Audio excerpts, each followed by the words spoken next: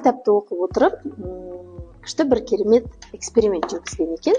Сонымен бөлісе отырайын деп шештім. Біраз балаларды жинап, құлпынай эксперименті жасаған екен. Яғни ол қалай? Балаларды екі топқа бөледі. Бірінші топқа тостаған, салынған құлпынайлардың ішінен тек жеуге жарамды жақсыларын ғана тергізеді. Ал енді екінші топқа дәл сондай үлкен тостағандағы құлпынайлардың бірақ жеуге жарамсыз жамандарын тергізеді.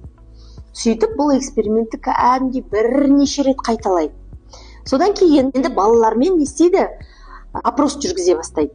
Сонда эксперименттің соңында қалай болды? Одан кейін де ол балаларды зерттеген екен. Мына жаман нәрсені терген балалар пессимистік ойлау жүйесі қалыптасқаны байқалды. Ал керісінше жақсы нәрсе тергенген балалар оптимистік ойлаумен ойлайтын болды.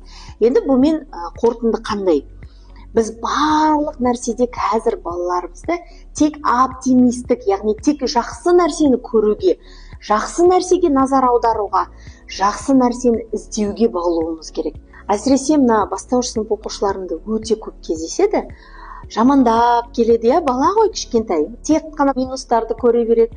Күні бойы жақсы керемет өтуі мүмкін, бірақ бір ғана кішкентай бір нәрсе біреу ренжітіп қойса, тура соны ғана айтып баратын балалар болады. Яғни бұл жерде уже дабыл қағу керек. Неге? Себебі сіздің балаңыз пессимистік ойлауға жақын деген сөз. Сол кезде не істейсіз? Енді осыны қолға алып жұмыс істей бастайсыз. Тек жақсы нәрселерді көруге өзіңізді бірінші тәрбиелеп, одан кейін барып балаңызға соны үйретесіз.